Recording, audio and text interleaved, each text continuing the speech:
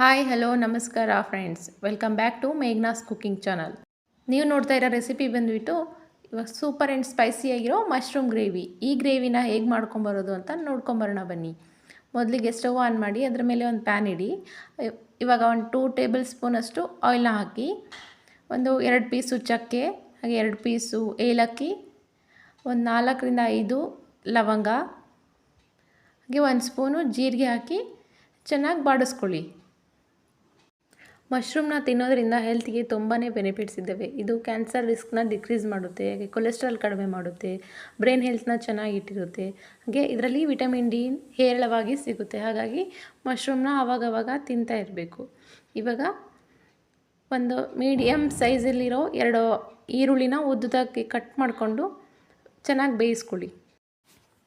ಈರುಳ್ಳಿ ಸ್ವಲ್ಪ brownish colour ಬರಬೇಕು.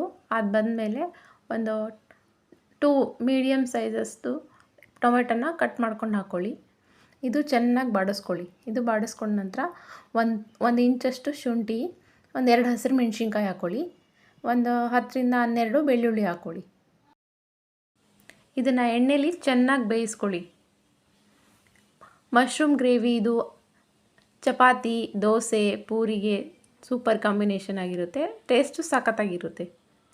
ಇವಾಗ ಇದನ್ನು ಒಂದು ಮಿಕ್ಸಿ ಜಾರ್ ತೊಗೊಂಡು ಅದಕ್ಕೆ ನೀಟಾಗಿ ಫ್ರೈ ಮಾಡ್ಕೊಂಡಿರೋ ಮಸಾಲೆ ಎಲ್ಲ ಹಾಕ್ಕೊಳ್ಳಿ. ಇದು ಹಾಕ್ಕೊಂಡ ನಂತರ ಒಂದು 6ರಿಂದ 7 ಗೋಡಂಬಿನ ನೆನೆಸಿಟ್ಬಿಟ್ಟು, ಅಂದರೆ ಒಂದು ½ ಆನ್ ಅವರ್ ನೆನೆಸಿಟ್ಬಿಟ್ಟು ಹಾಕ್ಕೊಳ್ಳಿ. ಹಾಗೆ 1 ಸ್ಪೂನು ಬಿಳಿ ಎಳ್ಳು ಹಾಕ್ಕೊಳ್ಳಿ. ಈಗ ಹಾಕ್ಕೊಂಡ ನಂತರ ಫೈನ್ ಪೇಸ್ಟ್ ಆಗಬೇಕು, ಆ ಥರ ರುಬ್ಕೊಳ್ಳಿ.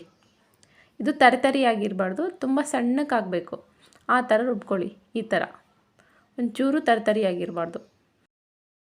ಮಸಾಲೆ ಎಲ್ಲ ರುಬ್ಕೊಂಡ್ಮೇಲೆ ಮತ್ತೆ ಸ್ಟವ್ ಆನ್ ಮಾಡಿಕೊಂಡು ಅದೇ ಪ್ಯಾನ್ನ ಇಟ್ಕೊಂಡು ಅದಕ್ಕೆ ಒಂದು 2 ಟೇಬಲ್ ಸ್ಪೂನ್ ಆಯಿಲ್ ಹಾಕಿ, ಒಂದು ಚಿಕ್ಕದಾಗಿ ಕಟ್ ಮಾಡಿರೋ ಮೀಡಿಯಮ್ ಸೈಜ್ನ ಈರುಳ್ಳಿ ಹಾಕ್ಕೊಳ್ಳಿ.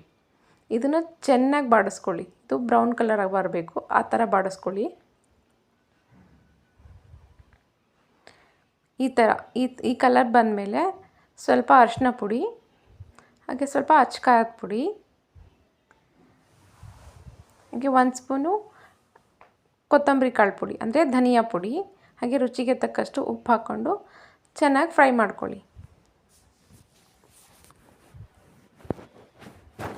ಫ್ರೈ ಮಾಡಿದ ಮೇಲೆ ಇದು ಸ್ವಲ್ಪ ಇನ್ನೂ ಚೆನ್ನಾಗಿ ಬೇಯಬೇಕಂದ್ರೆ ಒಂದು 2 ಟೇಬಲ್ ಸ್ಪೂನ್ ವಾಟ್ರ್ ಹಾಕ್ಕೊಳ್ಳಿ.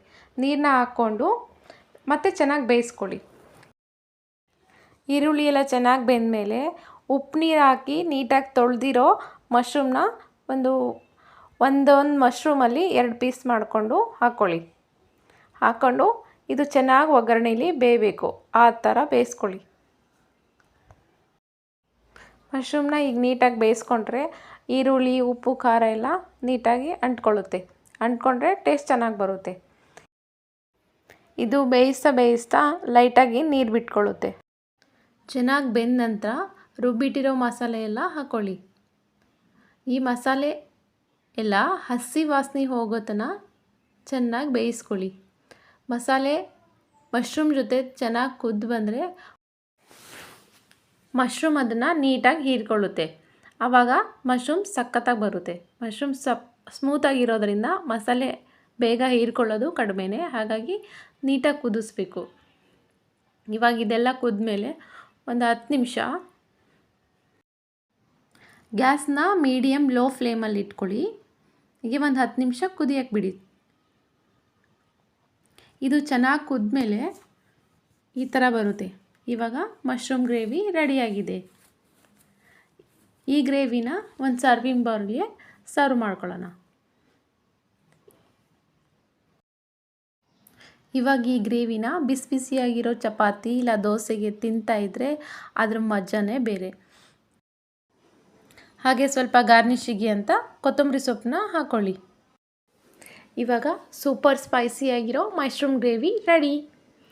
ಈ ರೆಸಿಪಿ ನಿಮಗೆ ಇಷ್ಟ ಆಗಿದರೆ ಲೈಕ್ ಮಾಡಿ, ಶೇರ್ ಮಾಡಿ, ಸಬ್ಸ್ಕ್ರೈಬ್ ಮಾಡಿ. Thanks for watching.